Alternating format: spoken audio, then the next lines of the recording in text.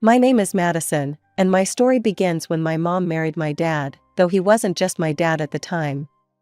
He was also Kayla's dad, having gone through a divorce when Kayla was only 2. Looking back, I have to admit our family situation was pretty unique.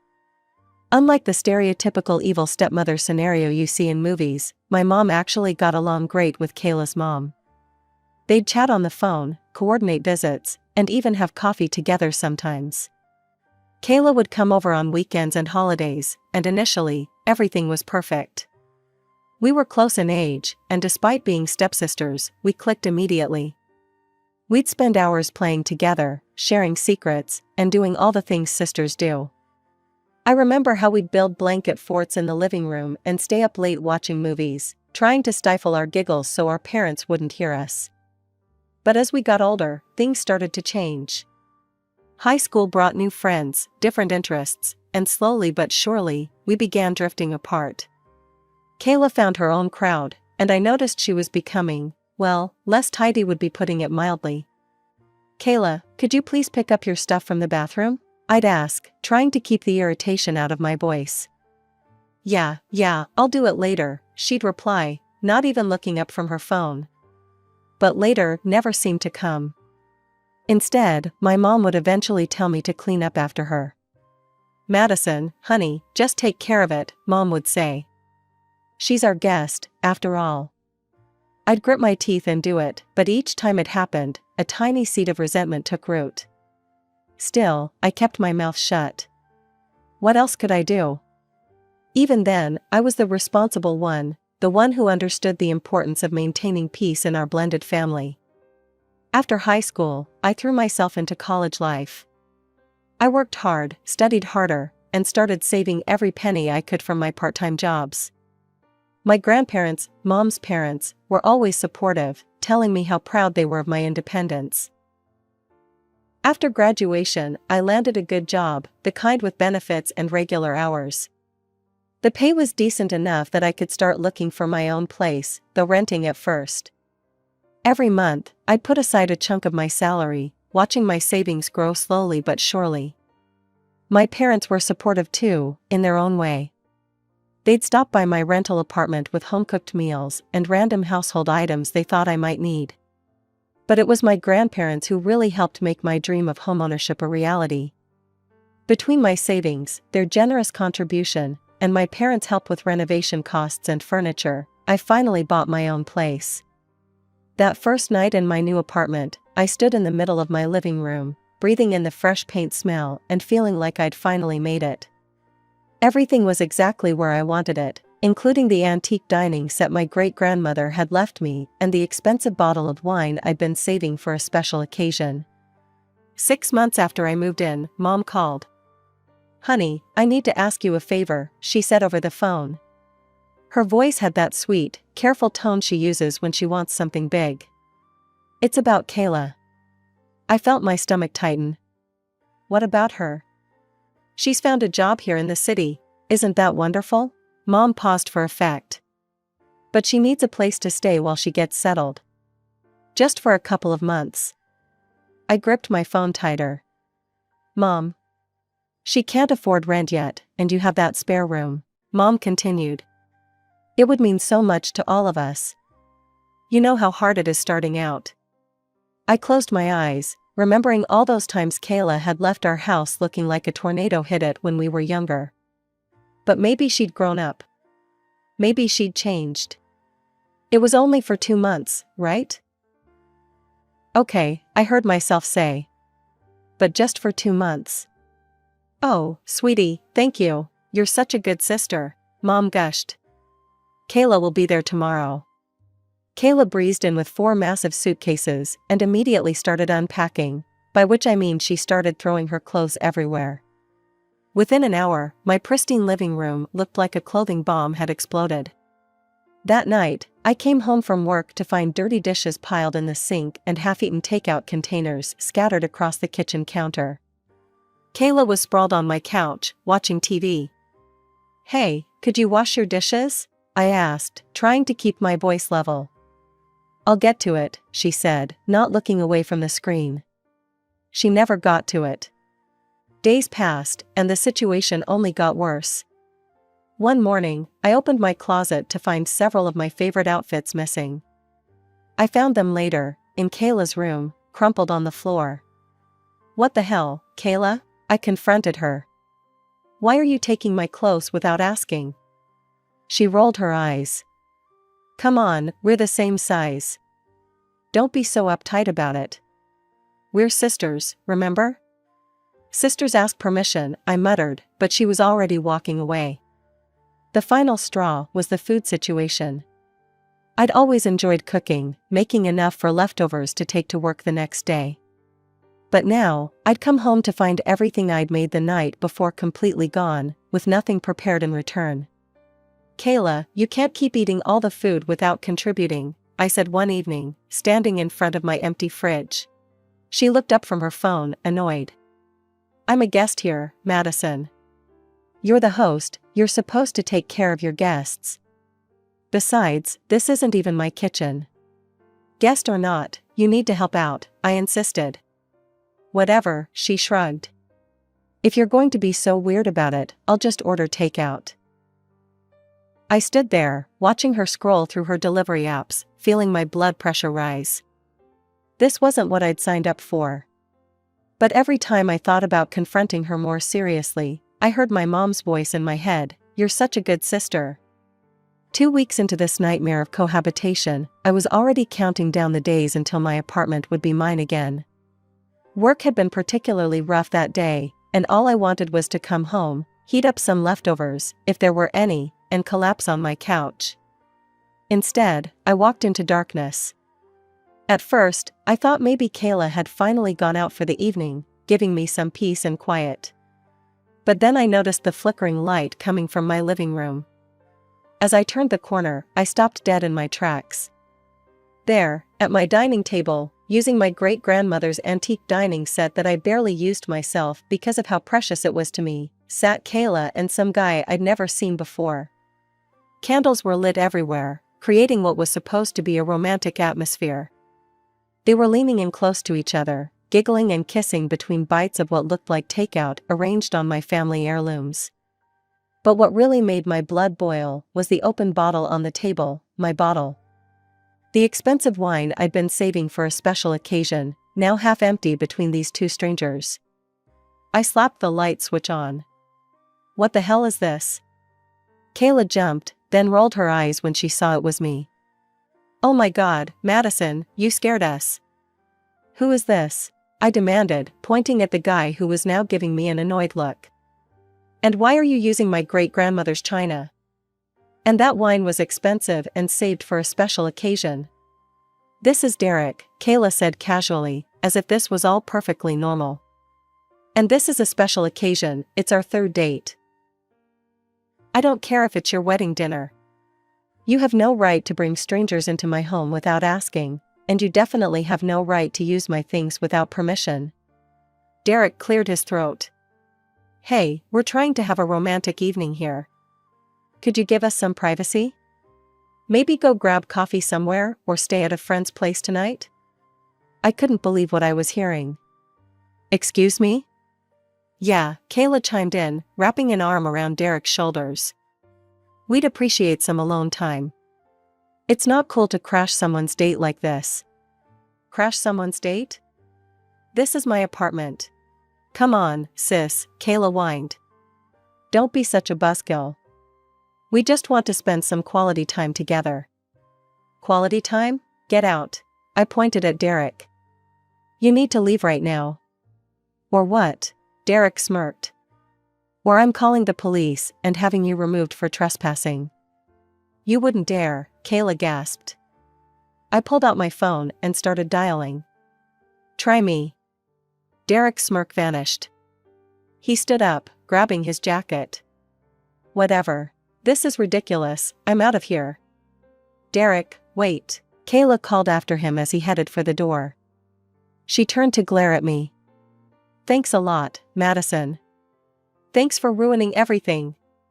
She grabbed her purse and stormed out after him, slamming the door so hard my pictures rattled on the walls. My phone rang early the next morning. Mom's name flashed across the screen, and I already knew this wasn't going to be good. How could you? She started before I could even say hello. Your own sister. Mom, let me explain. Explain what? How you humiliated that poor girl in front of her date. How you threatened to call the police on her. I pinched the bridge of my nose. Did she tell you she was using great-grandma's china? Or that she opened my expensive wine without asking? Oh, Madison, Mom's voice dripped with disappointment. When did you become so selfish? So arrogant? Your sister is trying to build a life here, and you're treating her like a criminal.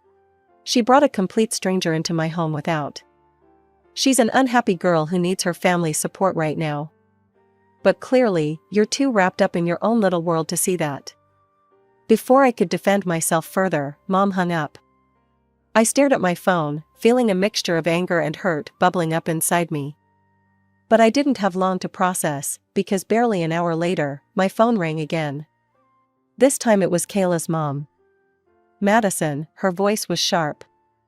We need to talk about your behavior. My behavior? I couldn't help but laugh. What about Kayla's behavior? You know, ever since you bought that apartment, you've changed. Become arrogant, selfish. That's not fair. Not fair? I'll tell you what's not fair. Have you forgotten when you and your mother first moved here? You stayed at our house for 2 weeks. Kayla and I treated you both with nothing but respect. We didn't kick you out or threaten to call the police on you. That was completely different, I protested. We didn't trash your house or use your personal belongings without permission.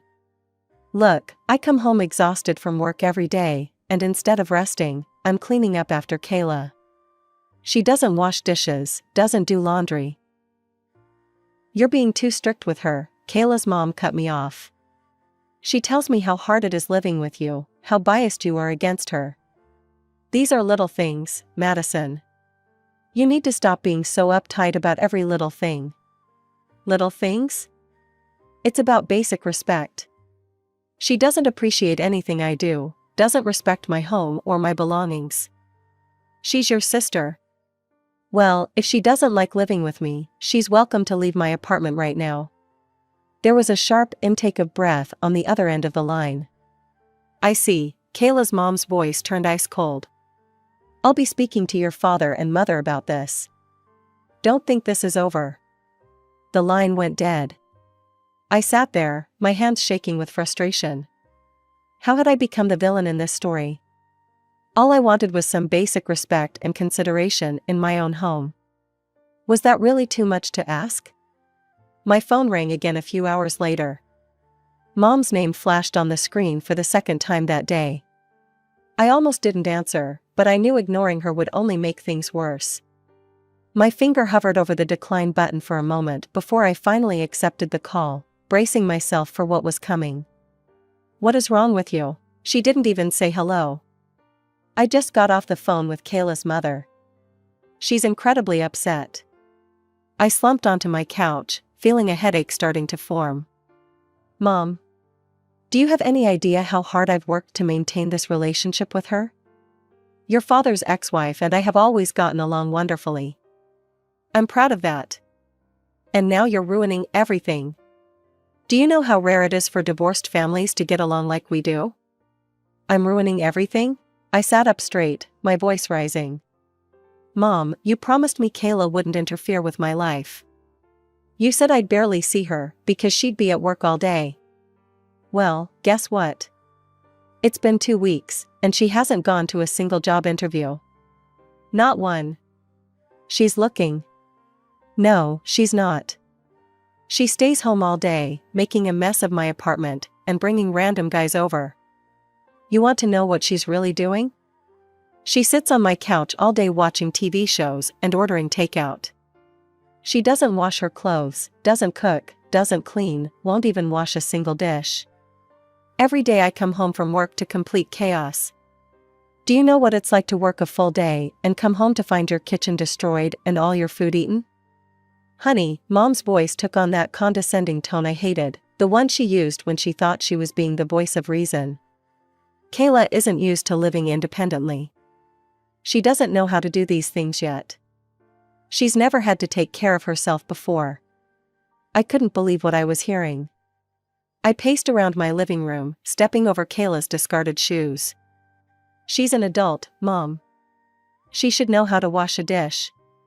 These aren't complicated skills we're talking about. This is basic human courtesy. You're the hostess, Madison. It's your responsibility to be hospitable and take care of your guests.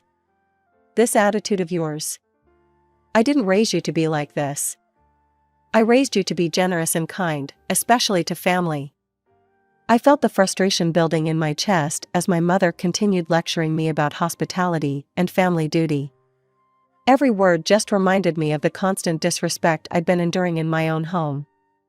The wine stains on my carpet caught my eye, remnants from Kayla's romantic dinner, and something inside me finally snapped. You know what, Mom? I interrupted her mid-sentence, my voice rising with every word. I'm done trying to explain this to you. I'm done being the responsible one, the understanding one, the one who has to accommodate everything. I'm just completely tired of. I took a deep breath, my next words coming out in a burst of anger. I'm tired of Kayla behaving like a pig in my house. The moment those words left my mouth, I heard a small gasp behind me. My stomach dropped as I slowly turned around. There was Kayla, standing in the doorway, her face pale and her eyes wide. She must have come back to get something and heard everything. The look on her face made my anger evaporate instantly, replaced by a sickening wave of guilt. Kayla, I started, but she was already turning away. Madison, what's happening? My mom's voice was still coming through the phone, but I barely heard her. I watched, frozen in place, as Kayla walked straight to her room. I could hear her opening drawers and moving around. Within minutes, though it felt like hours, she emerged with her suitcases, the same ones she'd arrived with just 2 weeks ago. She didn't look at me as she walked past, didn't say a word. The only sound was the rolling of her suitcase wheels across my hardwood floors and then the soft click of the front door closing behind her. I stood there in the sudden silence, my phone still in my hand, my mother's voice a distant murmur. I hung up without saying goodbye. The following days were eerily quiet. No calls from my mother, no angry messages from Kayla's mom, nothing. The silence was worse than the arguing had been. I knew Kayla must have told her mother what happened, and her mother must have told mine, but no one was saying anything to me. The weight of that silence pressed down on me every day as I moved through my now spotless apartment. A week passed like this, until there was a knock at my door one evening. I opened it to find both my parents standing there. Mom's face was set in that expression I remembered from childhood, the one that meant I was in serious trouble. Dad looked tired. They came in, and Mom didn't waste any time. Do you have any idea what you've done? She started, pacing my living room. Calling your sister a pig? Making her feel so unwelcome that she had to leave in the middle of the night? I didn't raise you to be cruel, Madison. She continued listing my sins, each one delivered like a prosecutor at trial. I noticed Dad hadn't said anything yet, just stood there with his hands in his pockets, looking around my apartment. Mom noticed too. She turned to him suddenly. Why are you just standing there silent? Say something to your daughter. Tell her how disappointed you are. Dad cleared his throat, shifting his weight from one foot to the other. Actually, he said slowly, I think both of our daughters are wrong in this situation. What? Mom and I said simultaneously. Madison, he turned to me, his voice gentle but firm, calling your sister a pig was wrong. It was hurtful, and it's the reason she left. You need to apologize for that. I nodded, feeling the shame fresh again. But, he continued, holding up a hand as Mom started to speak, I otherwise support Madison in this. Kayla needs to learn to behave like an adult, like an independent person. Maybe it will be the push she needs to start taking responsibility for her own life. Sometimes the kindest thing we can do for our children is to let them face the consequences of their actions. My mother's face turned red. Oh, so now you want to parent? Where were you when I was helping Kayla find a job? When I was coordinating with her mother? Why do I have to take care of your eldest daughter more than you do? That's not fair, Dad started, but Mom cut him off. You know what's not fair? You sitting back silent all these years while I worked to keep this family together. Well, congratulations, now you can deal with your daughters yourself. Then she turned back to me, her anger finding a new target. And you? You think you can just throw your sister out whenever you feel like it? This is my property, I said, my voice steady despite my racing heart. I can do what I want with it. Mom laughed, but there was no humor in it. Your property? You think you did this all by yourself? Almost everything in this apartment was bought with our money. She gestured wildly around the room before pointing dramatically at the bookcase against the wall. That bookcase belonged to my grandmother. It's a family heirloom, which means it's my furniture, not yours. I stood there for a moment, looking at the bookcase my mother was pointing at. Then, without a word, I walked over to it and started taking the books off the shelves. What are you doing? Mom demanded. Packing up your furniture, I replied, my hands shaking slightly as I continued emptying the shelves. I went to my storage closet and pulled out some moving boxes I'd kept from when I first moved in. Madison, stop this, Dad said quietly, but I ignored him. Don't worry, Mom, I said, starting to break down the bookcase. A courier will deliver this to your house tomorrow. Since it's your furniture, you should have it. Mom grabbed her purse. I can't deal with this right now. This isn't the daughter I raised. She stormed out, slamming the door behind her. Dad stood there awkwardly for a moment. Madison. You should go after her, Dad. He nodded sadly, then followed Mom out. I heard him call for a taxi in the hallway. True to my word, I had the bookcase delivered to my mother's house the next day. After that, silence fell over our family again. No calls, no texts, no family dinners. Just silence. A month passed like this. I threw myself into work, trying not to think about how everything had fallen apart. Then one afternoon, my phone lit up with my dad's number. Can we meet for coffee? He asked. That little cafe near your office? Sure, I agreed, grateful that at least someone in my family was still talking to me. But when I walked into the cafe the next day, I stopped short. There at the table with my father sat Kayla, nervously stirring a cup of coffee. For a moment, I considered turning around and walking out, but Dad had already seen me and waved me over. I took a deep breath and approached the table. No one spoke as I sat down. Kayla stared into her coffee cup, and I focused on arranging my purse on the back of my chair. Dad cleared his throat but didn't say anything. The awkward silence stretched on until a waitress came to take my order, giving us all a moment to collect ourselves. Finally, Kayla looked up. So, she started, then paused to take a breath. I got a job. That's great, I managed. Yeah, it is. And I found my own apartment. It's small, but it's nice. I can actually afford it now with my new salary. She smiled slightly. And, I'm still dating Derek. He thinks it's hilarious now. Keeps calling you the fighting girl. Says he's never seen anyone go from zero to calling the cops so fast. Despite everything, I found myself chuckling. Well, he was being pretty obnoxious. He was, Kayla admitted. We both were. She set down her coffee cup and looked me directly in the eyes. Madison, I'm really sorry. For everything. The mess, the disrespect, using your things without asking. I was acting like a spoiled teenager instead of an adult. I felt something tight in my chest begin to loosen. I'm sorry too. I shouldn't have called you a pig. That was cruel, and I regret it. I was just so frustrated. I know. I gave you plenty of reasons to be frustrated.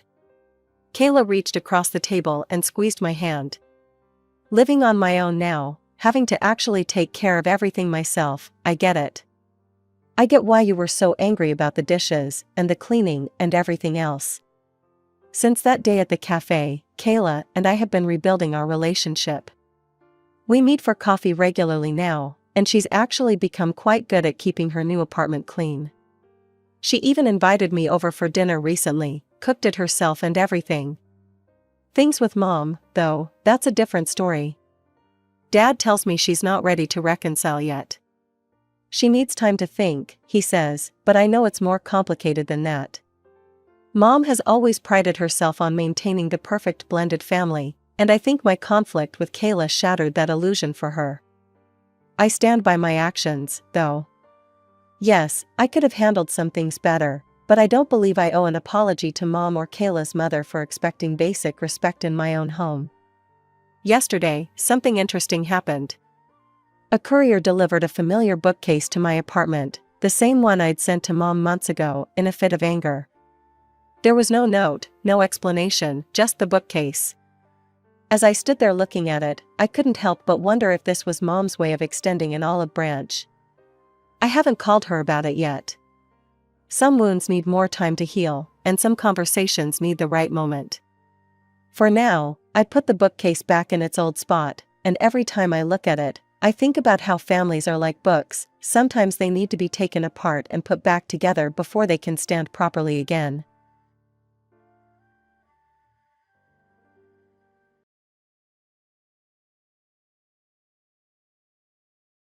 My life might have been tougher than the average person's. I didn't have a dad, and it was just my single mom who raised me all by herself. We were estranged from our relatives, so Mom was all alone in her efforts. She managed to send me to college, but years of hardship took their toll, and she passed away due to illness around the same time I graduated. After that, I had no family left. I landed a job at a regular company and met my wonderful husband, Tony. Tony, an executive at a client company, was a bit older than me. Having grown up without a dad, Tony was a reassuring and reliable figure for me. One day, I forgot some important documents at the client's office. Realizing this, I decided to rush back without telling my boss, intending to retrieve them. However, I didn't have a pass to enter the client's building, which my boss usually handled.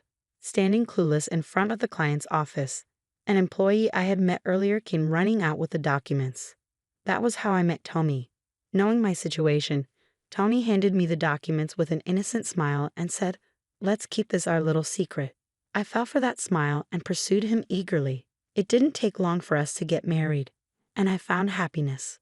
We weren't blessed with children, but every day was joyful. Tony, who always made me laugh, rescued me from a lifetime of loneliness. Just as I vowed to spend my life by Tony's side, we discovered he had cancer, already at stage 4. The doctor broke the news to us, and I was devastated. Tony deeply regretted leaving me alone in the end. But just before our 10th wedding anniversary, Tony passed away. Feeling lonely again, I was contemplating my solitude when suddenly, my father-in-law George proposed, "How about living together?" George was the only person who genuinely rejoiced and celebrated our marriage. Initially, when Tommy and I decided to marry, I had no family, so I was met with skepticism from Tommy's circles and relatives. Some relatives even opposed our marriage. However, George never cared about me having no family, and after the marriage, treated me like his real family. Tommy's mother, Marie, had passed away when he was young, so George had been living for many years with his real sister, Lily. Maybe that's why George was so handy and could manage all household tasks. He was also a great cook, often visiting our home to treat us with delicious meals. Lily, who lived with George, was single and didn't have a steady job. She used to earn quite a bit from door-to-door sales. But since that company went bankrupt, she struggled to find stable employment and was doing odd jobs. Most of the living expenses were covered by George's income, but a few years ago, George's legs grew weak, and he quit his job. They were barely getting by on his small earnings and pension. Knowing that George, who handled household chores, wasn't in the best health, I had been helping out at his place from time to time, even when Tony was alive. George would always apologize with a regretful look, saying, "I'm sorry I've become a burden because of my condition." I'd reply, "Don't worry about it. I'm good at housework, and I'm happy to see you well." Not knowing what it's like to have a dad, I was genuinely happy to take care of George. Tommy, knowing I considered George like a real dad, was always happy to send me off to help. However, Lily didn't feel the same way.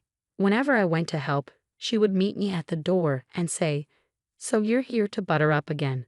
You're an outsider, you know. No matter what you do, you won't get any inheritance," with a spiteful look. I would always deny it, saying, "No, that's not my intention." But Lily would repeat the same line every time I visited.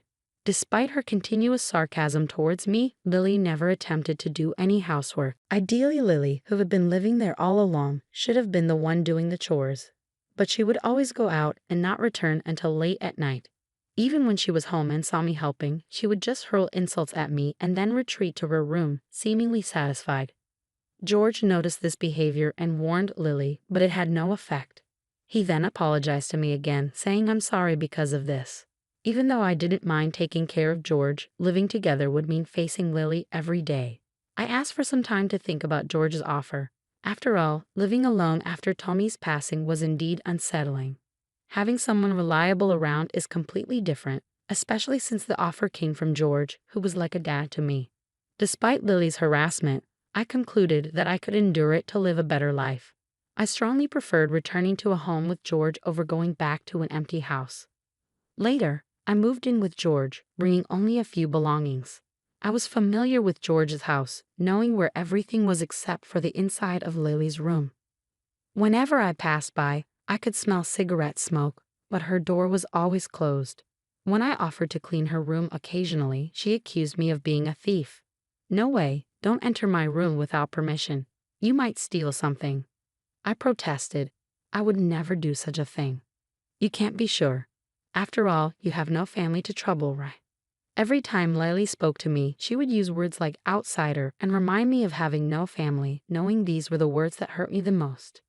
She knew I couldn't retort and deliberately used them. Once her door was half open and I could see inside. Confirming Lily wasn't there, I peeked in to find cigarette butts, alcohol bottles, and trash scattered on the floor. I hesitated for a moment, but knowing Lily would accuse me again, I quietly closed the door. Since Lily was mostly out during the day, I could spend the day in peace by avoiding her in the mornings and evenings, enduring the harsh treatment. This life continued for several months. Lily's harassment persisted, but during this time, George's health deteriorated day by day. Recently, walking became difficult for him, leading to more bedridden days. His health worsened, catching colds more frequently. Despite hospital visits, his condition did not improve, and a year into living together, he couldn't get out of bed anymore. I suggested hospitalization, but George stubbornly refused. Seeing this, Lily loudly accused me in front of George. "Ever since you came to this house, George's health has been declining. Are you putting something in his food, I wonder?" George looked at his sister but no longer had the energy to admonish her. Then, turning to me, he wore the same apologetic expression as before. Perhaps he was worried that if he were hospitalized, Lily would torment me even more. I continued to care for George while trying to ignore Lily's constant badmouthing. Lily didn't care for her own brother at all.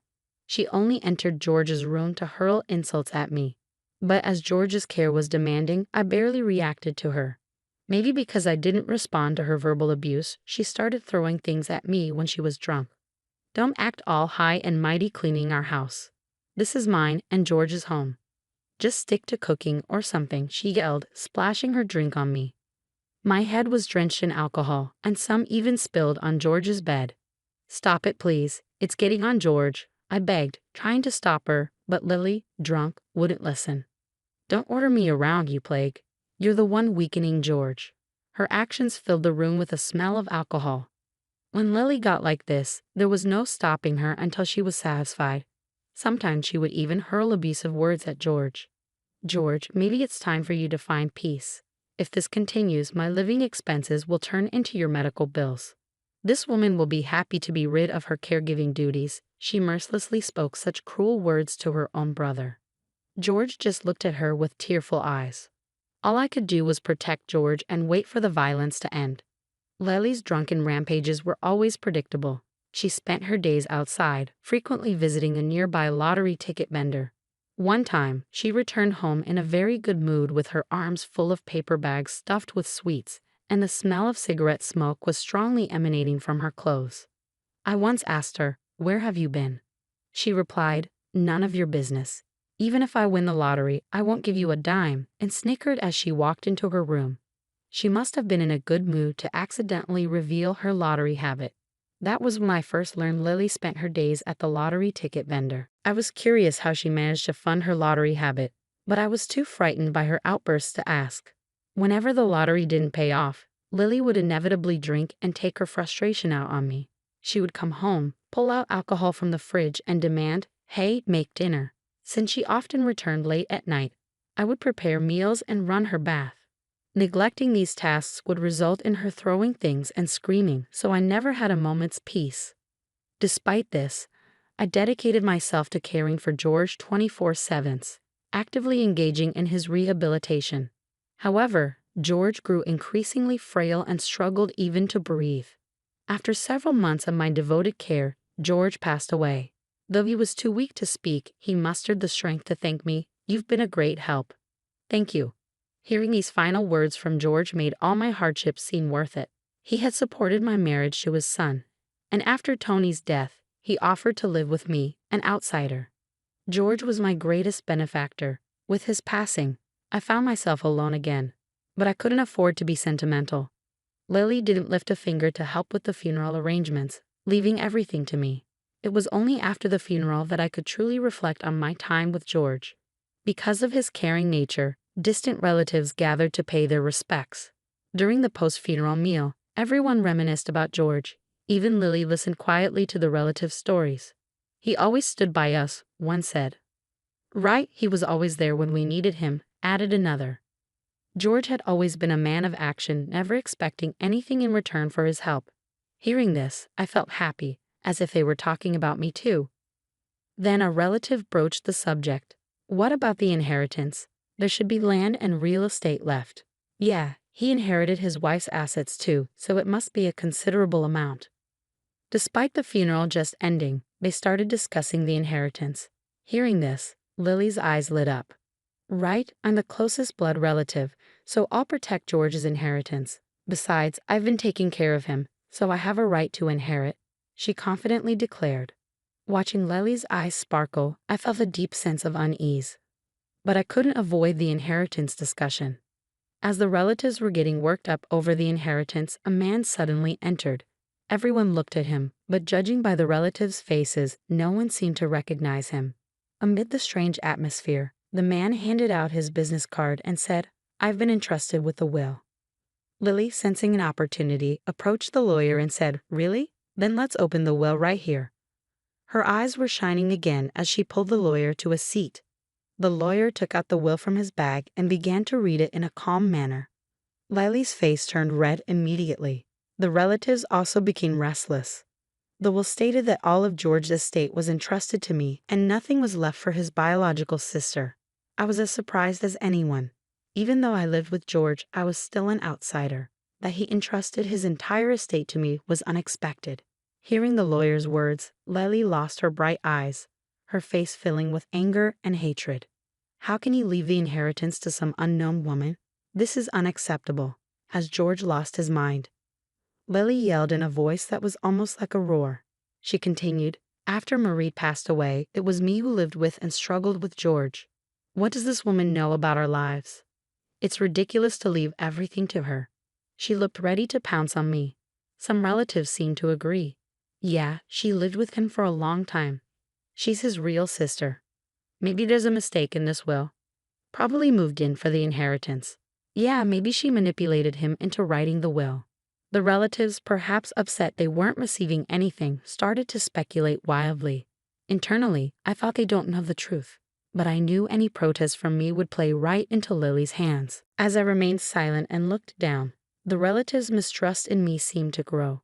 Just as they were about to discuss contesting the will, the previously silent lawyer spoke up. "Decide what to do with this will after you see this," he said, placing an envelope and a USB memory stick on the table. Lily, with a puzzled expression, opened the envelope, and a multitude of photos spilled out. They showed Lily in a rage, swinging around bottles of alcohol. She turned pale and clutched the photos tightly. As the relatives gathered and saw more photos, they found images of Lily throwing things at me and George, and her entering the lottery ticket vendor. There were also pictures of her withdrawing money from a bank ATM. The lawyer explained promptly, "These are photos of her withdrawing George's pension without permission." I realized then that she had been using George's pension for her lottery expenses. Lily was out almost every day. I had noticed her frequent visits to the lottery place, but I didn't know where the money was coming from. I received a fixed amount for household expenses, so I had no way to investigate. Seeing these photos, the relatives who had been suspicious of me now turned their doubtful eyes towards Lily. "What's the meaning of these photos? Did you withdraw money for the lottery without permission?" one relative asked. Lily, struggling for an explanation, said, "I did it because George said it was okay. I only got angry and threw things because that woman was being unreasonable. George knew about it and stayed quiet." Then the lawyer added, "We have more evidence to show," and opened a laptop, plugging in the USB drive. The same scene of Lily swinging alcohol appeared on the screen, but this time with audio. "George, when are you going to die? Once you do, I'll get your inheritance. You must be wishing for death too," Lily's voice was heard saying. Incredibly, it was all recorded with video and audio. According to the lawyer, George, fearing for his and my life, had hired him before his death. He had secretly installed cameras and hired a detective to tail Lily, capturing her actions outside. He wanted to ensure that his estate wouldn't end with his sister after his death, so he asked for the will to be backed up with these photos and videos. I was astonished. George, who in his later years could hardly move and struggled to speak, had planned all this. I was astounded by George's resourcefulness to the very end. Lily seemed to have lost the energy to argue any further, looking down and clenching her teeth. With all this evidence presented, she must have realized that any excuses would not convince the relatives. She downed a bottle of alcohol in one go and slumped over the table. After witnessing the video, the relatives were clearly not inclined to let Lily inherit the estate. Thanks to the will and the plethora of evidence the lawyer presented, I was the one who inherited the estate. Initially, I thought of declining the substantial inheritance. Even though it was George's wish, we were still strangers after all. I feared I might end up misusing the fortune, perhaps even in gambling like Lily. But the fact remained that George trusted me and treated me like family, even if it was for a short while. As a gesture of gratitude, I decided to use the inheritance to maintain George's grave for as long as I live. I had enough to live on from Tony's inheritance. I erected a tombstone for George and set up a grand altar, placing photographs of Tony, George, and Marie there. As for Lily, she succumbed to a gambling addiction and alcoholism and was forcibly admitted to a hospital. She likely won't leave it for the rest of her life. While I did feel a pang of pity, I couldn't forgive the years of torment she put me through. Still, as George's biological sister, I thought it right to cover her hospital expenses. Now alone again, my situation was different from before. I had something to protect, and that alone made me feel not so solitary. From now on, I plan to live out my remaining days peacefully in the house I shared with George.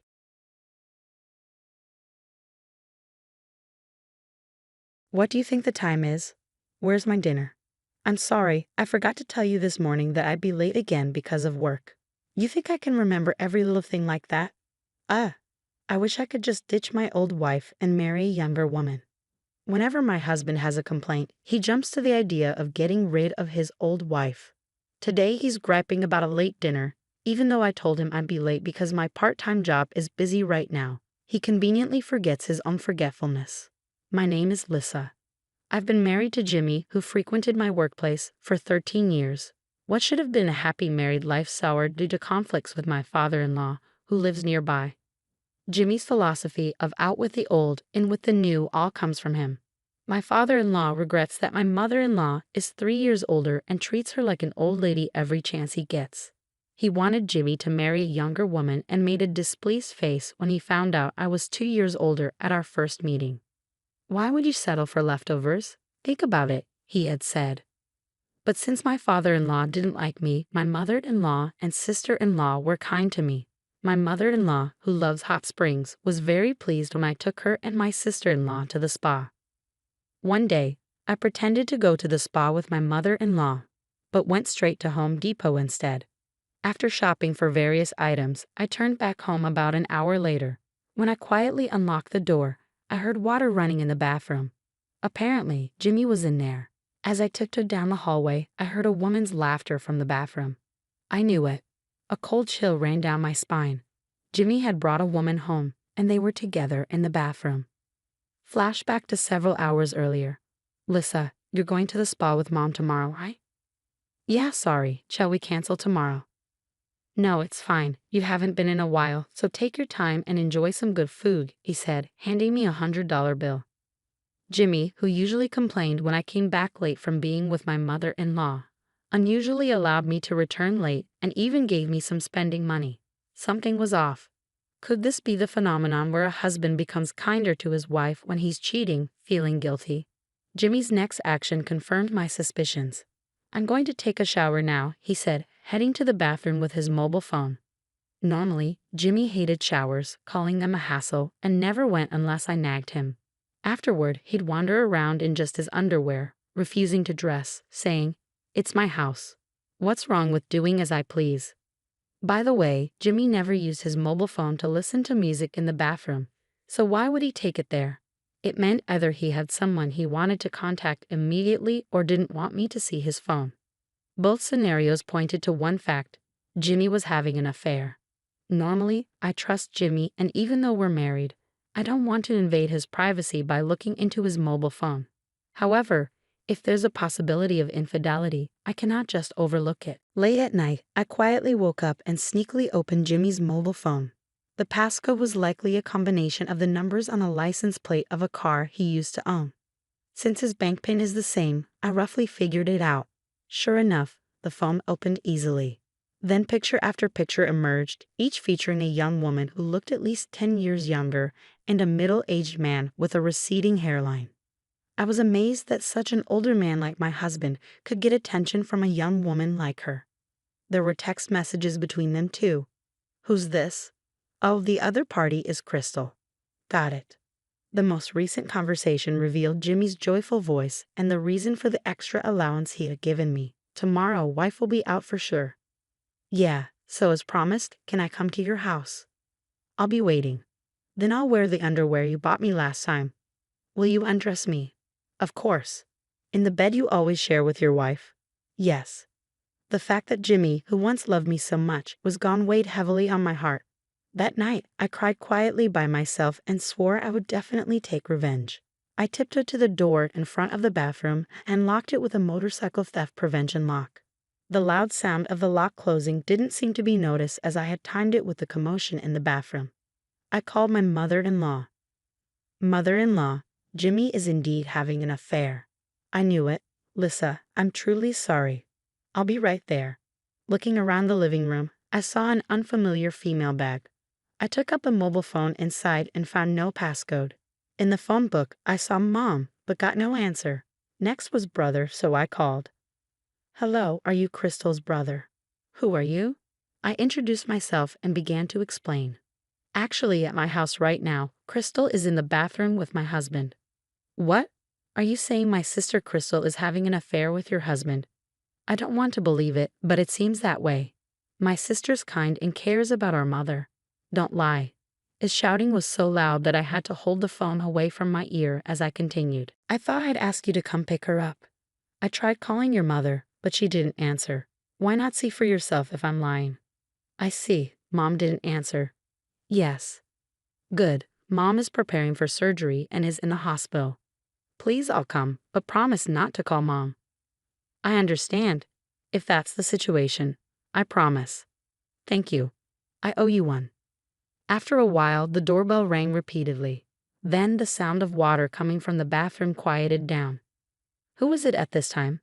Is it a delivery, Jimmy? What are you doing, giving up halfway? A conversation was overheard. Yes. Reacting to the doorbell and the two people in the bathroom, there was a surprised exclamation. Yikes, Lissa. Why? Oh, your wife. With panicked voices, more splashing water could be heard. Then, a loud noise of someone trying to open the bathroom door came through. Hey, what's going on? It won't open. Hey, let me out. I could imagine Jimmy's pathetic attempt to open the door naked, and I opened the front door laughing. Father-in-law, mother-in-law, and sister-in-law's relatives were all gathered. Listen, where's Jimmy? Is he still inside? Yes, I locked it tight. Way to go. Yes, evidence is most important, I thought. Mom. Sister. A sound like dropping a heavy load was heard. It seemed that Jimmy had fallen over in surprise. Come on, this is not the time to sit down. Mother-in-law screamed at the sight of the scattered clothes for two in the living room. What is this? Evidence number 2. I'll collect it now. I picked up the woman's clothing and unlocked the bathroom. Inside were two pale-faced individuals wrapped in bath towels.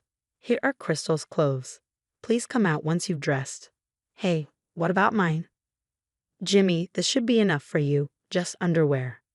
Well, Jimmy, you always wear underwear only after a bath, don't you? After a while, the two seemed resigned and came out of the bathroom. Jimmy was in his underwear, with his wet hair plastered thinly to his forehead.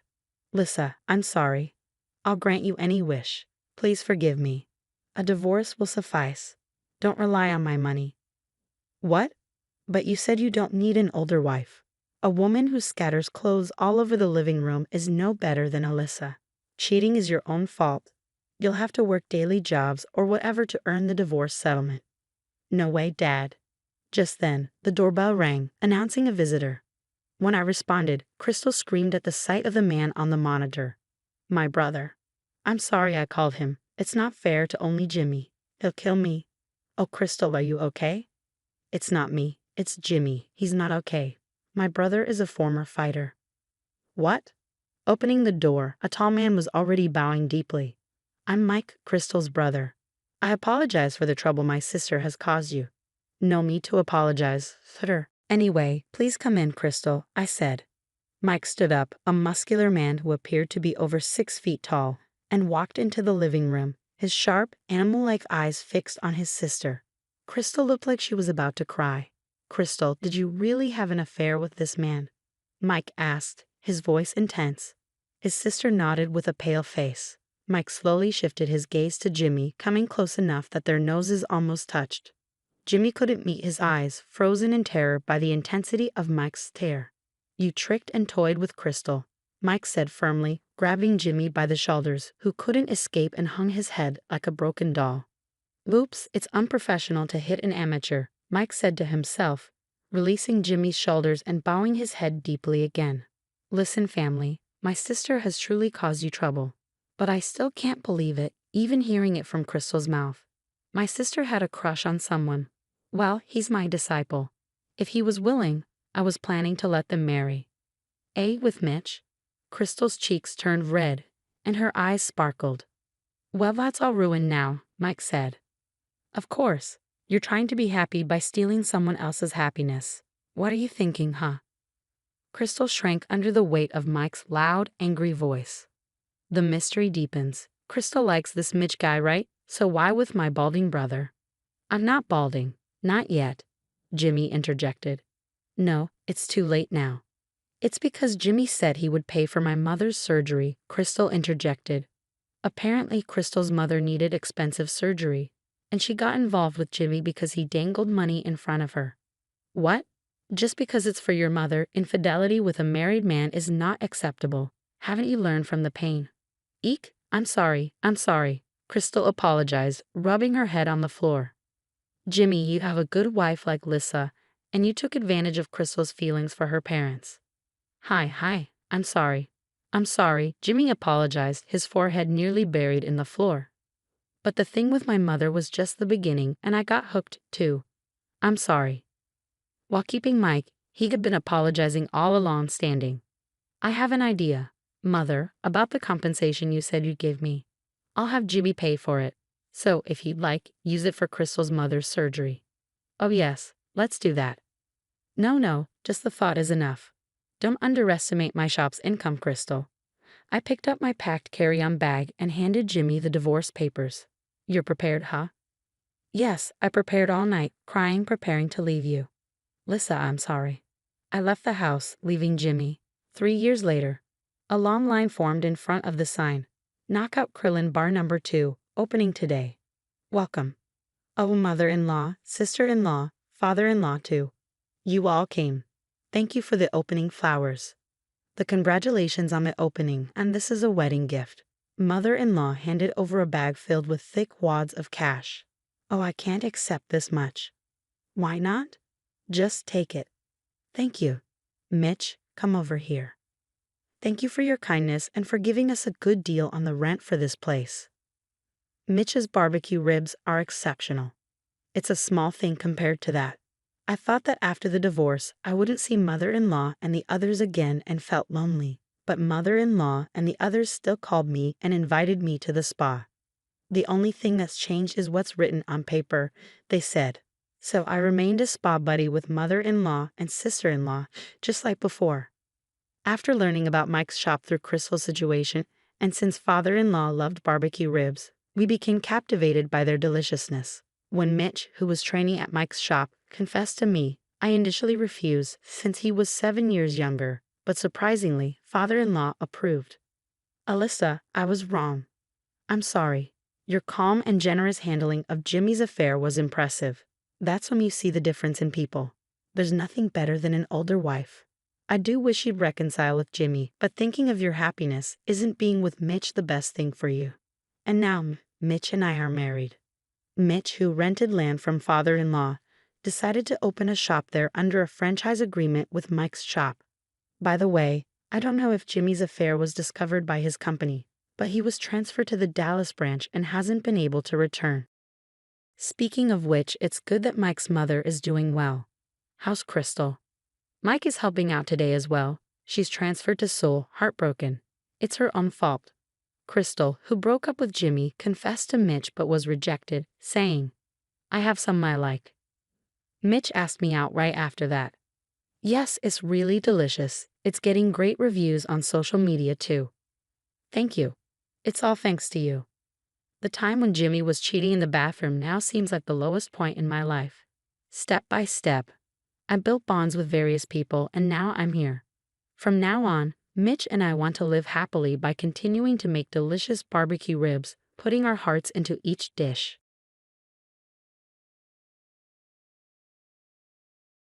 It was my fault. I could barely speak, merely echoing my mother-in-law Uriah's words. That's exactly what I mean. If it weren't for you, none of this would have happened. I do not acknowledge you as Noel's wife. You're not suitable. That's what I mean. Why all of a sudden? Why say such things? I asked, my voice trembling. It's a problem that you've lied this long without understanding such things. Realize it. It's true what they say, children from low-level single-parent homes have issues. Seeing you has only reinforced that belief, she replied. My name is Sierra.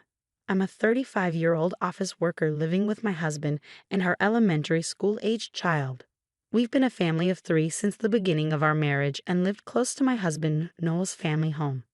We maintained a good relationship while keeping a comfortable distance. The turning point in our relationship with my father-in-law and Uriah came a few years ago. They always cared for us and we were grateful, but father-in-law passed away after a long illness. Uriah's grief at losing him was painfully evident to me. Considering Noel's commute, we planned to move, but seeing Uriah's condition made leaving her alone worrisome. Noel and I discussed it many times and decided to stay put until Uriah's situation stabilized. That's when it started. Slowly but surely, Uriah began to overstep our personal space. When my father-in-law was alive, Uriah never visited our home unnecessarily. She never came unannounced, at least not as far as I knew. But now she suddenly started showing up without any notice. It began as a day or two, but recently she's been at our house half the week. If only she gave prior notice, I could bear it, but entertaining Uriah when she's so unpleasant is disheartening, especially since she only brings up unpleasant conversations. Sierra, you're always home late, aren't you? Are you that busy with work? Are you taking proper care of Noel? She would ask. What exactly do you mean by proper care? I replied, trying to stay calm. Just what I said. Are you serving nutritious meals and looking after his health? Noel is the pillar of our family, my precious son. You're not just serving him frozen meals and hot deli food because you're short on time, are you? She glanced at the freezer, her demeanor suggesting she might just open it. Well, not always, but sometimes yes. Noel tells me not to overdo it too, I stammered. Really? But just because you discuss it with Noel doesn't mean you can neglect proper meals. It's just laziness. You should be able to manage that, considering Noel's health. What are your thoughts on this? Aria's tone grew harsher with every word. I'm sorry, Aria. I try, but it's hard to find the time, I said, feeling more and more defeated. That's just laziness. I've worked for many years. I understand the difficulties of working women. But despite that, I've overcome and provided healthy meals and maintained our household for my husband and Noel. From my experience, not having time is just an excuse. Stop making excuses, Sierra. Show some responsibility as a homemaker in charge of your family's health. I can't rest easy otherwise, she lectured. Aria, a longtime middle school teacher, always judged everything by her standards without considering others. Since a minor incident in middle school due to my family background, I've had a poor impression of teachers, including Aria. I understand she cares about our family in her way, which is why I can't say anything and just listen during her lectures. But maybe my attitude seemed unreliable as Aria's behavior gradually changed. Before, she used to come unannounced to lecture or make snide remarks, but lately she started bringing homemade meals, always in such large quantities that our family couldn't finish them in one go, mostly Noel's favorites. At first, I thanked her for her efforts. Encouraged by this, Aria began bringing food daily. Sierra, I understand you're busy, but can't you come home earlier? The meals I prepare get cold because I can't get them inside. I want Noel to eat them while they're hot, she said. I'm sorry. I do want to come home early, but it's just a busy period at work right now, I explained. But you say that, yet isn't it just that you're not good at your job? I heard on TV recently that people who are good at their jobs manage to leave on time.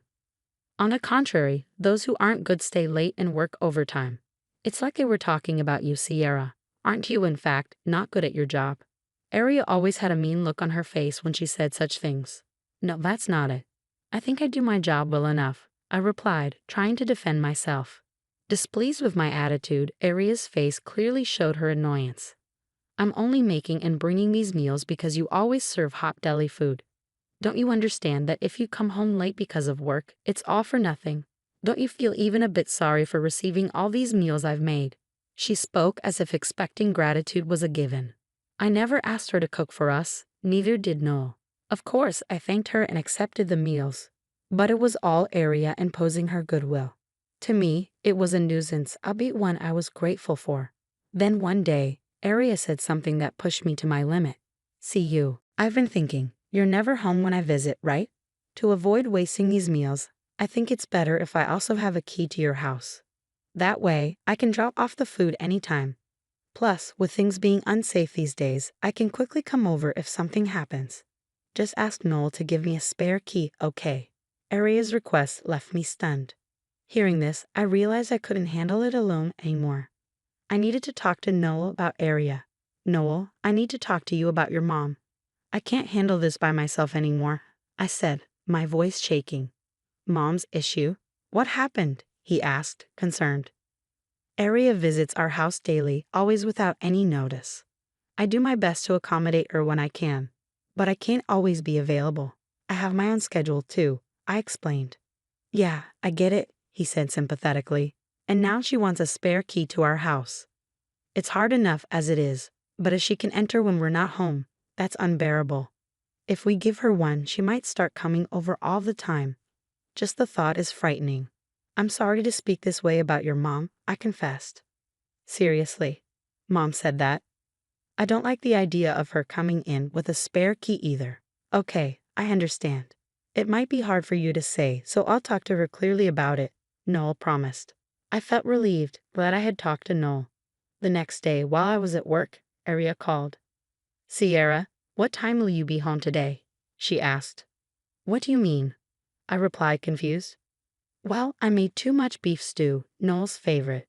I thought I'd bring it over. So what time will you be home? She explained. I see. In that case, I should be home a little after 7, so I'll definitely be there by 7:30, I said. All right, I'll come around then. Thanks, Aria replied. It might have been the first time Aria called before visiting. Noel must have talked to her already. I was impressed by how quickly things change. But honestly, I didn't just want her to call before visits, I wanted her to stop visiting altogether. That was my true wish. But for now, I was genuinely happy she called in advance. Aria's visit frequency didn't change, but she started calling beforehand, which significantly reduced my stress. However, after a while, I noticed something odd. I started running into Area more often when I was out. At first, I thought it was a coincidence, like when our family went shopping on the weekend or when I went to buy toys with my child, or even bumped into her at the station on a weekday evening. Meeting her this frequently seemed too much for coincidence, but strangely, nothing more happened. We'd bump into each other, exchange greetings, explain what we were doing, and that was it. It never led to anything else. Maybe that's why, before I knew it, I had become accustomed to this situation. One holiday, while this was going on, we decided to clean the house before the delivery of a sofa set Noel had wanted for a while. We planned to place it in the living room, so that was our primary focus for cleaning. But before we knew it, both Noel and I got carried away and started cleaning the kitchen and bedroom too. It was a completely accidental discovery. In a corner of the bedroom, there was an inconspicuous outlet that seemed unlikely to ever be used. Only a double outlet adapter was plugged in there. I didn't remember buying it, nor placing it there. Noel didn't recall it either. Both of us felt something was off. Without saying a word to each other, we started checking all the outlets in the house. We found one mysterious outlet adapter each in the kitchen and living room, and another in the bedroom, making 3 in total. By then we had a feeling about what it might be, but we were too scared to put it into words. It's like those things you see on TV sometimes, isn't it? Who would do this and why? I said, breaking the silence. Where's the banking card? Noel suddenly asked, startling me. What? What do you mean? I was confused, not understanding what Noel meant. Noel, noticing my confusion, asked slowly and clearly, is our banking card here? Has it gone missing? Noel seemed to have his own thoughts on the matter and quickly checked. After confirming the banking card was safe, Noel put his finger to his lips and quietly moved us to the living room. We might be bugged, so it's better not to talk about it there. We should be safe here. It's far enough, he said to reassure me. Should we call the police in this situation? I asked, starting to panic. Noel stopped me. It's good to report to the police, but let's wait. Reporting without knowing who did it might just waste time. I have an idea. We can report it after this, Noel said as he shared his plan with me. Honestly, upon hearing it, I wanted to report it immediately, but Noel seemed to have a hunch. That night, we put the double outlet back in its original place, wrapped in newspaper with a fan blowing on it continuously. At 2 a.m., the front door quietly opened and a figure entered, heading straight to the living room. The person picked up the double outlet, inspecting it closely. We captured all these actions on camera, and without any warning, turned on the living room lights. The figure panicked at the sudden light. I was momentarily stunned upon seeing the person, but it also felt expected. It was Aria. So it was you.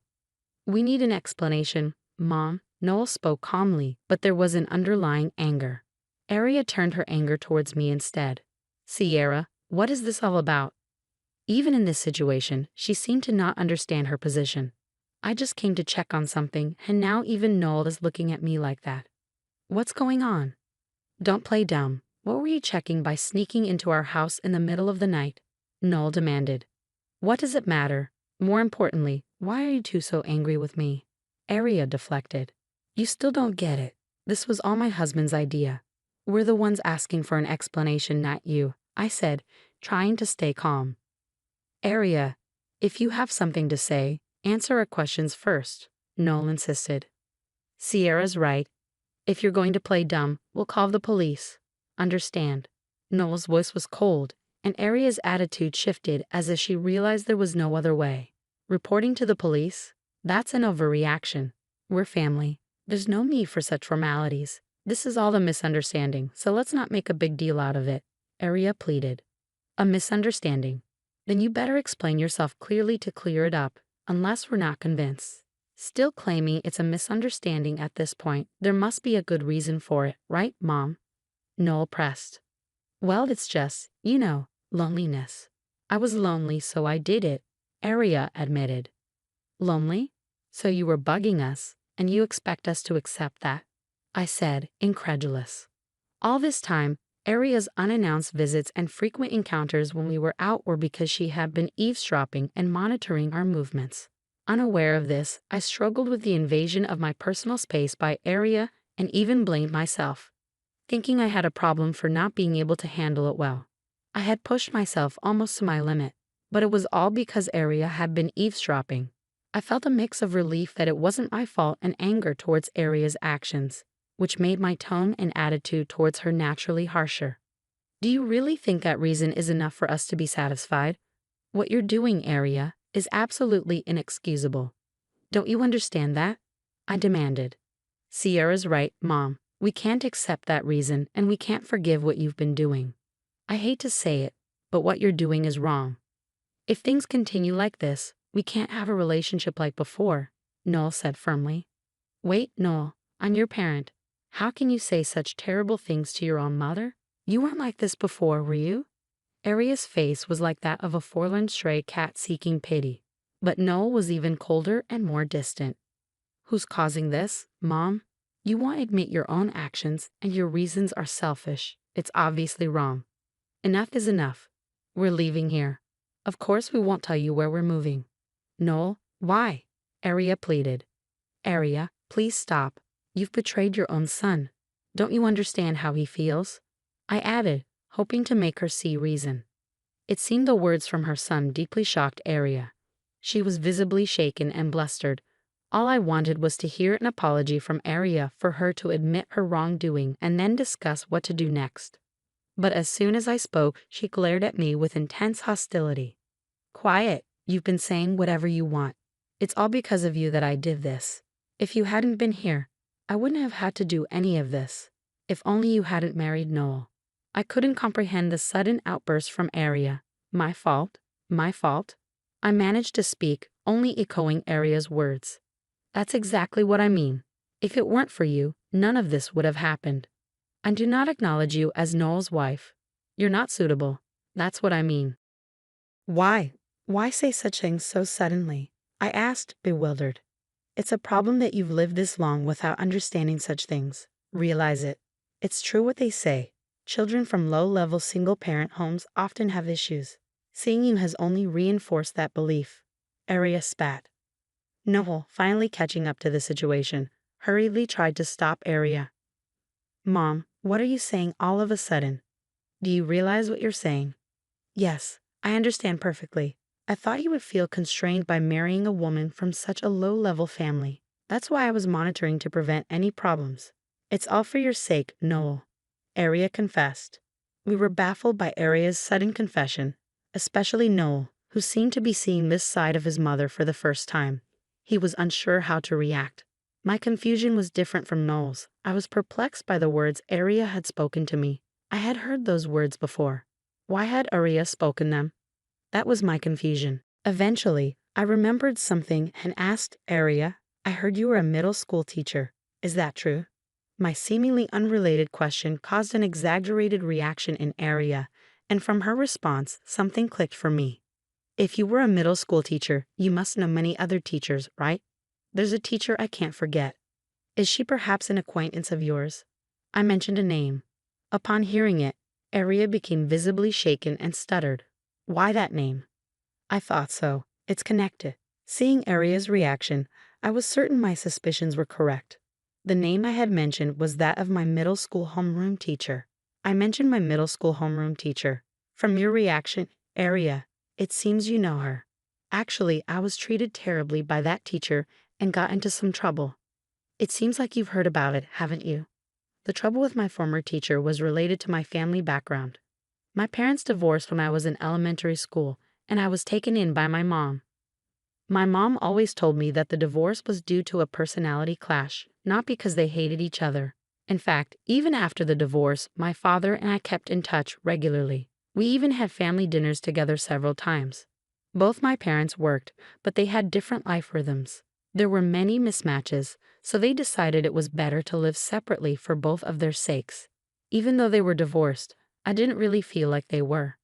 However, my former homeroom teacher didn't see it that way. She labeled me as a problem child because I came from a single-parent family. Children from low-level single-parent homes are often problematic. I was told directly. No matter how much I tried to explain, she wouldn't listen. To make things worse, she had a troublesome way of managing the class. She believed in uniting the class by targeting one student, By making one student the scapegoat, the rest of the class would come together. She believed in this method, and I became the target. The reason was simple. I was raised in a single-parent family. Perhaps she thought it was okay to do anything to a problematic child like me. Of course, I couldn't accept such reasoning and resisted desperately. Because one of the reasons was my parents' divorce, I couldn't tell them about the treatment I received from the teacher. Resisting as a middle schooler wasn't easy. When I was cornered beyond my capacity, I finally opened up to my parents. I told them how the teacher was treating me. Fortunately, my parents acted quickly upon hearing my story. There was an immediate discussion with my parents and a teacher, and the issue was resolved. The teacher resigned as the class homeroom teacher and left the school unexpectedly in the middle of the year.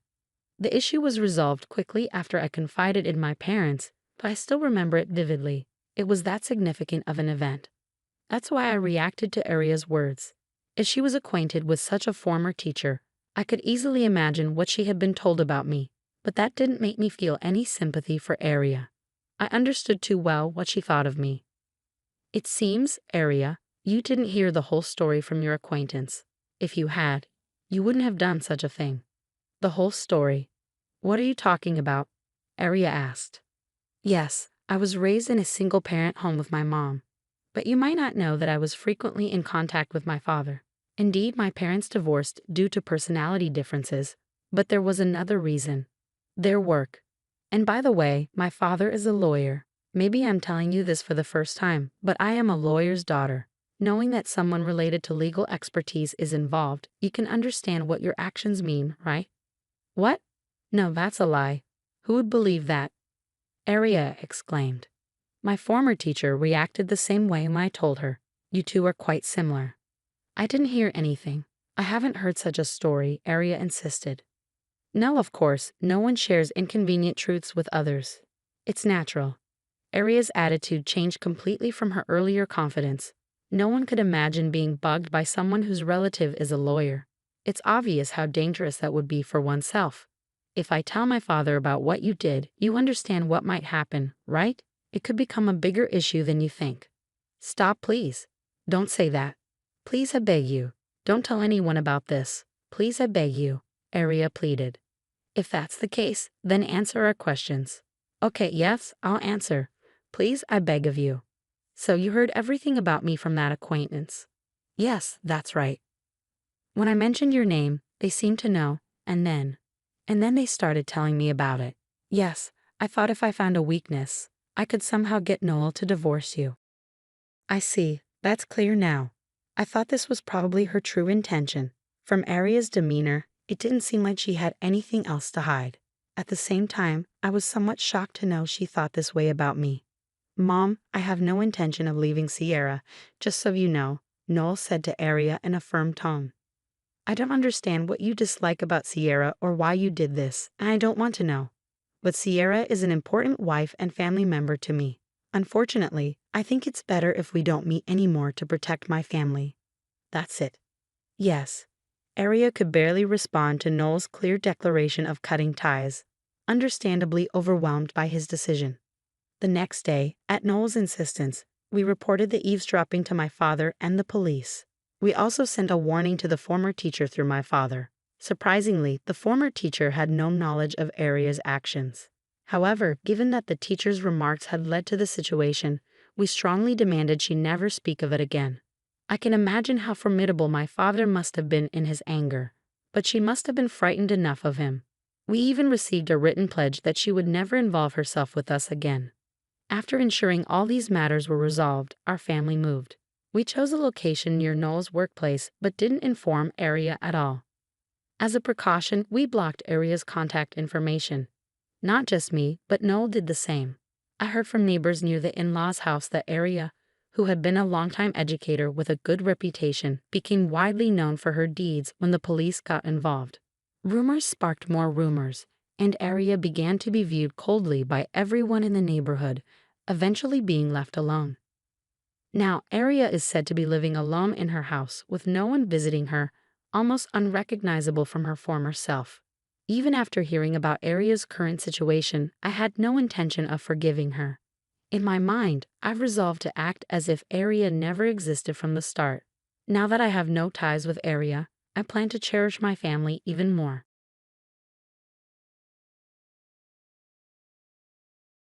I'm Emily and I'm 26 years old. I've been dating my boyfriend, whom I met through an online game, for exactly 1 year. Initially, I was nervous since we met online, but we clicked because of the similarities in our family backgrounds. Now, he understands me better than anyone else and is very important to me. We were invited to an outdoor party hosted by his friend, and we decided to attend together. It was a barbecue at the cabin owned by his friend's father. Everything tasted delicious, and his friends, whom I met for the first time, along with their wives and girlfriends, were all wonderful people. At first, I was nervous, but by the time we left, I felt completely at ease. On the way back, he suddenly stopped the car and started talking. "What do you think about my friends? They are all very nice people. I'm glad I could get along with them and had fun. Thank you for taking me there. Really, I'm glad you know. I hope you can keep having fun like this, preferably as husband and wife. What do you think?" I was surprised. Was that a proposal? Of course, my answer was yes. It felt like a dream. We were so excited that in the heat of the moment, we decided, let's have our wedding there, and headed to a memorable hotel. This was the first place he brought me to on our first drive date when we had just started dating. It's a quiet hotel in the mountains, and from the restaurant, you can see the lake in front of the hotel. Not only was the view stunning, but there was also a couple having their wedding at that time, and he remembered me saying how lovely it was. We both agreed that we would like to have our wedding at that hotel. But as soon as we arrived, our hopes were dashed. It is indeed a secluded hotel, but famous for its high status. At the moment, we were returning from an outdoor event, dressed casually in t-shirts, jeans, sneakers, and carrying backpacks. It was clear that we didn't fit into the upscale atmosphere of this hotel. The bellhop, who should have greeted us, glanced at us and then blatantly ignored us. We even caught him exchanging looks and laughing with other staff members. We began to feel self-conscious about our attire. But my boyfriend confidently continued walking deeper into the lobby. During this time, the front desk staff were whispering and pointing toward us. It was an uncomfortable feeling. The last time we were here, we were dressed more formally, and the atmosphere was completely different. Feeling out of place, I tugged at his hand, but he pulled mine back as if to tell me not to worry. We arrived at the concierge desk. Upon seeing us, the concierge seemed startled, but after taking a good look at us, asked with a cold smile, "May I help you?" I wanted to retort that of course, we needed help, that's why we were standing there. But I let my boyfriend handle the situation. "We are actually considering holding our wedding ceremony here. Could you tell us where the wedding reception desk is?" Upon hearing this, the concierge made a clearly disgusted face. "This isn't your ordinary city hotel. It's a place frequented by celebrities and the wealthy. I don't think it's the kind of place where people like you would hold a wedding." "I'm aware. We've been here before. We love the view and thought it would be great to hold our ceremony here. As I said, this isn't a place where people like you would have a wedding." "What do you mean by that? Can you just connect us to the wedding reception desk?" I could sense his frustration growing as his voice raised. I gently squeezed his hand to calm him down. The concierge continued, "What I'm saying is, this hotel is not a place for poor people like you. Please leave immediately." "Poor? Did he just call us poor?" This concierge just called us poor.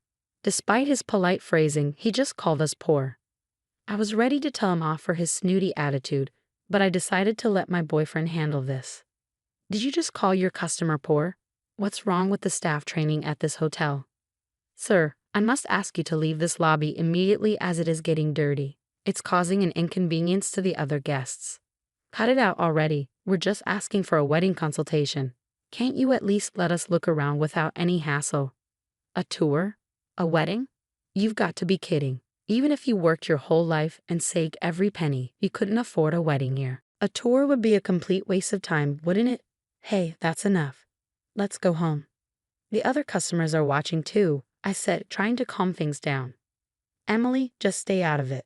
This hotel won't do if they can't get it together." "They need to act properly," he replied, clearly agitated. He hates injustice so much that he becomes ruthless when dealing with people who act unfairly. This usually only stirs up more animosity and heats things up. "How did you learn customer service? You're supposed to be a specialist as a concierge, right? Is it acceptable to treat us the way you just did?" "What? What are you talking about? The concierge stammered. At that moment, a voice came from behind. What's going on here? It was the manager, thinking we were causing a disturbance.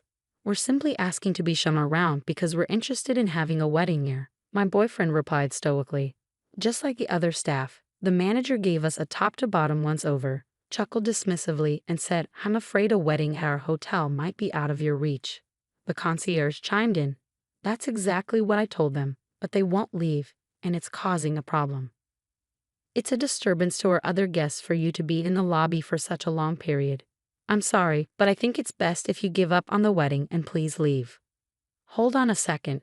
We're just asking to look around because we're interested in having a wedding here. Isn't it okay if you just show us around? My boyfriend insisted. Sir, I am the manager of this hotel. If you continue to loiter here, he gestured to call security. So what do we need to do to be able to look around? Well, if you were to buy the hotel and become the owner, that's not going to happen. But, at his words, I was on the brink of losing it, thinking, what the heck is he talking about? But my boyfriend just said, I see. So that's how it is. The owner, huh? And started to ponder. Just then, security started to approach us. So I grabbed his hand and urged him to leave. As we walked away with our backs to the manager, he started giving instructions to the concierge. Contact the cleaning staff. The lobby has been completely dirtied. Have it cleaned immediately. What the heck was dirty? In my mind, I cursed them, thinking their attitudes were far dirtier than anything else. We left the hotel behind us. Feeling quite upset, I thought of taking a walk in the garden and admiring the lake before heading home. But we were quickly spotted by the manager from before as we strolled through the garden. Ah yes, this is troublesome. If you walk around here, it could ruin the view for other guests who are enjoying the scenery, he said. What's the big deal about looking at the view? That's not okay, I asked. This view is for the guests who use our hotel. If you can't afford it, please hurry and leave, he replied, trying to shoo us away. Are you possibly thinking about a wedding? Dreaming of a garden wedding? It's useless. Do you have any idea how much it costs to rent out this entire garden? Please make your way out. Then he sprayed me with a hose. Stop loitering and get going. Oh no, I'm all wet now. What is this old guy thinking? I exclaimed, shocked. This hotel might not be as safe as we thought, even if he's not the one in charge, my boyfriend said, frustrated. Hey, what do you think you're doing? He shouted at the manager. There was a stray cat in the garden. I was just sprinkling water to clean it up. Oh, it's still here, the manager said, threatening to spray water again. At his wit's end, my boyfriend shouted, Are you referring to Emily as a stray cat? Enough is enough. Is this how a person in hospitality behaves, spraying water on people? Hey, call the cops. I had a feeling it was going to turn into a big deal. I couldn't stay there and get soaked any further. Enraged, I told him, I want to change my clothes. Let's go, and dragged him back to the car. We came here excited about planning our wedding. But this turned out to be quite an ordeal. This hotel feels so different from when we visited on our date. It's almost like a different hotel altogether. No, the wet clothes I'm wearing are a clear proof of reality. I'm so glad I had a change of clothes in the car. After changing and feeling a bit refreshed, he asked me, Emily, what do you want to do? Do you still want to have our wedding at this hotel? Honestly, I didn't really care at that point, but it's still a place of fond memories. I don't know. The hotel itself is lovely, but I'm not sure about the staff, I replied. He just said, I see. Let's think about it a bit. And that was the end of the conversation. Afterwards, we decided to at least pay our respects to both families, and it's been a whirlwind since then. Our parents asked about our plans for the wedding and reception. For now, we told them like a small, intimate ceremony with only friends and family and asked them to hold off on the location. We've been visiting bridal fairs at other hotels, looking for a good place, but we haven't found one that feels just right. I was in a bit of a bind. Perhaps a wedding abroad would be an option. Just as I was flipping through a bridal magazine with these thoughts, my boyfriend called. Emily, we did it. We can get married at that hotel. What? What do you mean? It was a bit of a struggle, but since it's my hotel now, you can plan the wedding any way you like. Can you believe it? He had been working on this all along.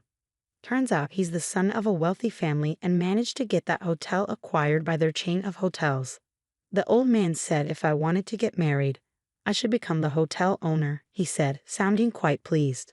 I was too stunned to say anything in response to his surprising actions, but we decided to visit the hotel. The following week, the big day finally arrived. On the way there, my boyfriend said cheerfully, the hotel's reputation hasn't been great lately, and it's been affecting business. So I'll work on making it a better hotel, okay? He seemed to be having a lot of fun. The last time we visited, it was nerve-wracking because of how we were treated. But this time, the hotel staff were prim and proper, ready to welcome their new owner. Looking around, I noticed that the bellboy who once scoffed at us was now bowing deeply in welcome.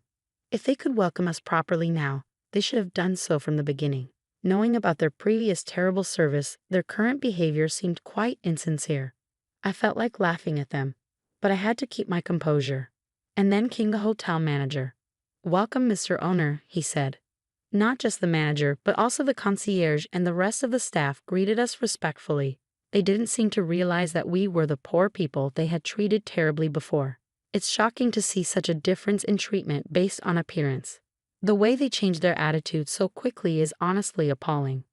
But it's a good lesson for me. We were shown to the owner's suite. The manager was fawning over us. We've been eagerly awaiting the arrival of the new owner, and to think it's someone as young as you. It's truly impressive that you are the owner of this hotel at your age. Your wife is also quite beautiful, a truly stunning couple. Huh, who is this guy? You called us stray cats, but now you're saying we're handsome and beautiful. Aren't those glasses missing lenses? It's wild how the manager doesn't remember customers' faces at all. We decided to wait for a while since he said he'd create a space for us to greet the employees later. When the manager left us to prepare, I said, "What's up with that manager? He doesn't know anything about us, does he? Handsome and beautiful, seriously. It seems like he didn't notice at all. It's kind of impressive in that way. Oh, well, he looks enthusiastic, so I guess it's fine if he does what he wants. Is it okay for that guy to be the manager?" I asked. "I know, don't worry. I've thought about it," he reassured me. While having this conversation, it was time. He went to the hall where the employees were gathered. "I have become the owner of this hotel. I know you may be uneasy since I'm young, but the headquarters will manage the business firmly, so please rest assured. We plan to operate this hotel as a secluded hideaway, different from the luxury hotels in the city up until now. After repairing the aging parts, we will have a grand reopening. To mark this occasion, I'm thinking of holding my own wedding ceremony here, celebrating both the start of a new chapter for the hotel and for me." This unexpected happy announcement stirred up the employees. Then he called me to introduce his fiancée, and I went up to the stage. When I got up there, the manager standing proudly next to him looked utterly surprised. "Owner, that person is." "That's my fiancée." "Oh, this isn't our first meeting, is it? You didn't recognize me either, did you?" At his direction, I was dressed in a t-shirt, denim, and sneakers, just like the last time we visited the hotel. If I had worn a dress and heels, he wouldn't have noticed, but just by changing my clothes, he seemed to remember me right away. Seriously, this manager seems to judge people solely by their clothes. Looking around, the bell staff and front staff who laughed at us that day were staring at us with wide eyes. The concierge? Oh, he's looking pale and his eyes are darting around. It seems like he finally remembered us this time. My boyfriend, who confirmed the situation, continued talking to the employees who were clueless about what happened that day. "Actually, we visited this hotel the other day, and at that time we were both dressed like her now. I got her approval for my proposal, so I was over the moon when we came here thinking we wanted to have our wedding here." The bellboy? "Ah, that's you, right? You ignored us without even saying welcome and laughed at us." The front desk staff were pointing and whispering about us. The concierge? "You didn't listen or pay attention when we said we wanted to have our wedding here and told us poor people should go home." The worst was you, the manager. "Actually, I recorded our conversation from the middle of it. I'll let everyone hear it." The recording of the exchange with the manager played, and the employees started murmuring with disbelief on their faces. They called them poor people. "Isn't that terrible treatment?" they began to say. The manager turned pale and trembled after the audio ended. He began to speak. "As you can see, we were treated as poor because of our modest attire, and in the end we were doused with water and driven out. This is unacceptable, isn't it?" There were nods of agreement from the crowd. Regardless of what we were wearing, I come from a family that owns a chain of hotels, and she is the daughter of a big pharmaceutical company CEO. We are not poor. This time, we were advised by your manager here to become the owners if we wanted to have our wedding here. But what if we were other guests? This should never happen, right? This hotel, which is not particularly conveniently located, should offer the best service to all guests who take the trouble to come here. I want to return this hotel to that state. It was once like that. Let's make this the best hotel together. Applause filled the room. Afterwards, he demoted everyone from the manager and concierge to staff who had reports of poor work attitudes. The manager and concierge were asked to start from scratch, learning from the cleaning staff. In their place, staff who had been neglected despite their excellence, as well as part-timers, were promoted to better positions. He placed the right people in the right roles, creating a lively working environment. He actively listened to opinions, quickly implementing good ideas with a sense of urgency. Even as an onlooker, you could feel the overall atmosphere of the hotel improving. And so he successfully transformed the hotel. By the way, we were able to hold our wedding ceremony at the hotel as initially planned. Of course, it was during a quieter time, and we kept it low-key. About a year later, he handed the hotel management over to a new manager and quickly stepped down. It should be okay now, he said, but it seems the real reason was that he didn't have time to play his favorite video games.